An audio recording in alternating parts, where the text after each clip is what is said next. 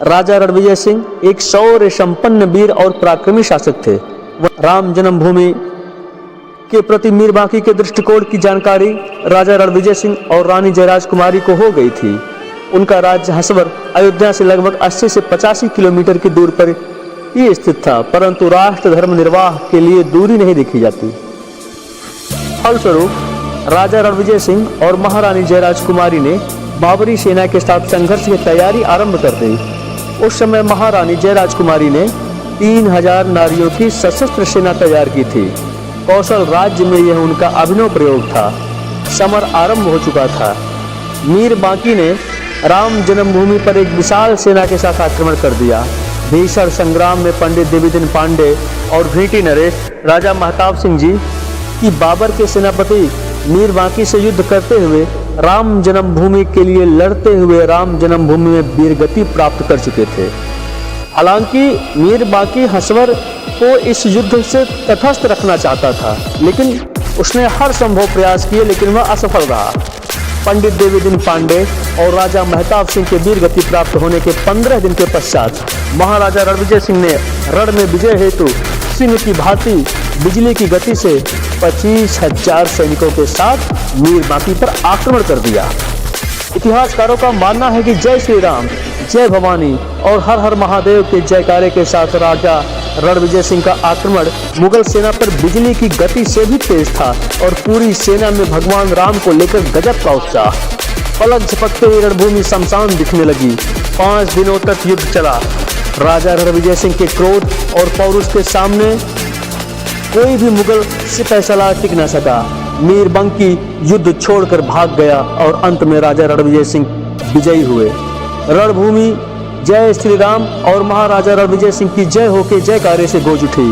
प्रताप नारायण मिश्र लिखते हैं, मीर बांकी अभी भेटी नरेश, राजा महताब सिंह व पंडित देवीदिन पांडे की भयंकर मार से संभल भी नहीं पाया था कि इस अप्रत्याशित मार से उसकी सेना के नस नस ढीली पड़ गई। मीर बांकी की बची हुई सेना राजा रणविजय सिंह के सामने टिक न सकी। उसके पैर उखड़ गए और मीर बांकी युद्ध छोड़कर भाग गया और अंत में राजा रणविजय सिंह विजयी हुए। यहाँ हसवर नरेश राजा रणविजय सिंह ने वही गलती की जो इतिहास के पन्नों में कभी पृथ्वीराज चौहान से हुई थी। राजा रणविजय सिंह को मीर बांकी को ढूंढकर मरवा देना चाहिए था, लेकिन रणभूमि छोड़कर भागे हुए शत्रु की चिंता छोड़कर राजा रणविजय सिंह इस युद्ध को अंतिम युद्ध मानकर अयोध्या के राम जन्मभूमि मंदिर के पुनः हमले में टूटे हुए हिस्से के निर्माण में लग गए। इधर मीर बांकी की पराजय सुनकर बाबर ने अस्त्र शस्त्र और अत्याधुनिक हथियारों से सुसज्जित बहुत बड़ी सेना अयोध्या में मीर बांकी की सहायता के लिए भेज दिया। बाबर के द्वारा भेजी गई सेना का समाचार मिलते ही मीर बांकी का उत्साह 2 गुना हो गया और उसकी बची कुछ सेना का भी मनोबल बढ़ गया। अभी मात्र 6 दिवस ही बीते थे कि मीर बांकी ने विशाल सेना के साथ महाराजा रणविजय सिंह पर पुनः आक्रमण कर दिया।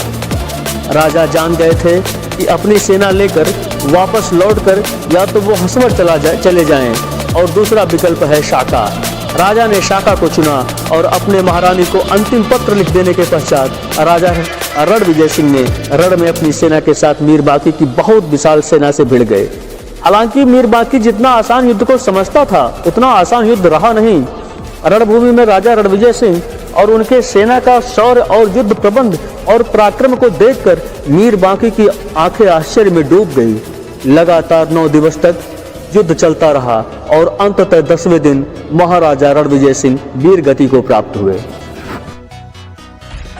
सब्सक्राइब कीजिए हमारे चैनल को और बेल आइकॉन को दबाइए हमारी लेटेस्ट वीडियो सबसे पहले देखने के लिए।